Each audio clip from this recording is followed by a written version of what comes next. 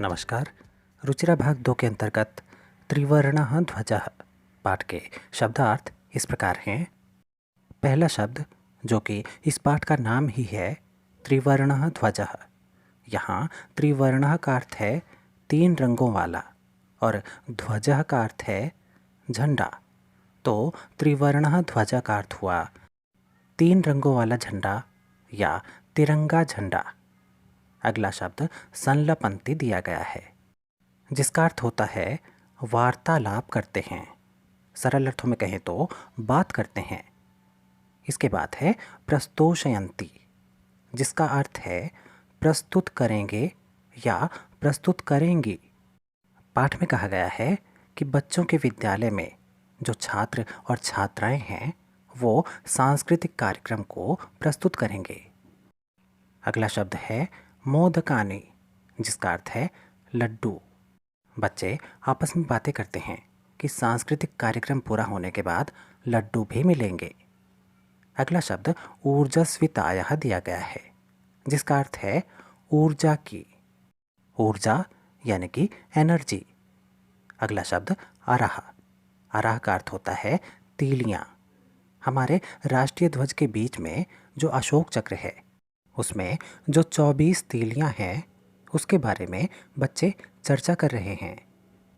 इसके बाद है उत्तोलनम जिसका अर्थ है ऊपर उठाना या फहराना। यहाँ झंडा फहराने के विषय में कहा गया है। इसी पाठ में कुछ और भी महत्वपूर्ण शब्द हैं जो इस प्रकार हैं। अस्माकम इसका अर्थ होता है हमारा। अगला शब्द कीदृशः है इसका अर्थ है किस प्रकार का। अगले शब्द अस्मिन् ध्वजे का अर्थ है इस झंडे में।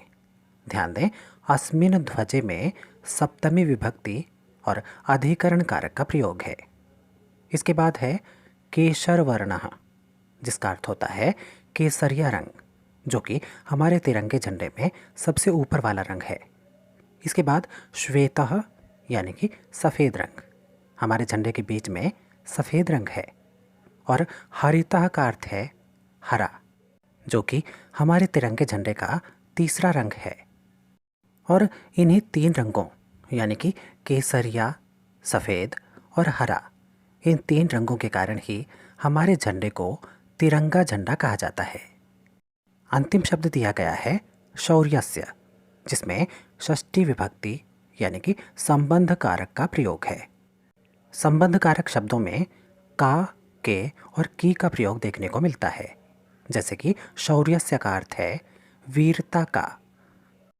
इस पाठ से संबंधित विस्तृत अनुवाद, अभ्यास और इसके बहुविकल्पीय प्रश्न यानी कि मल्टीपल चॉइस क्वेश्चंस की वीडियोस का लिंक नीचे डिस्क्रिप्शन में दिया गया है।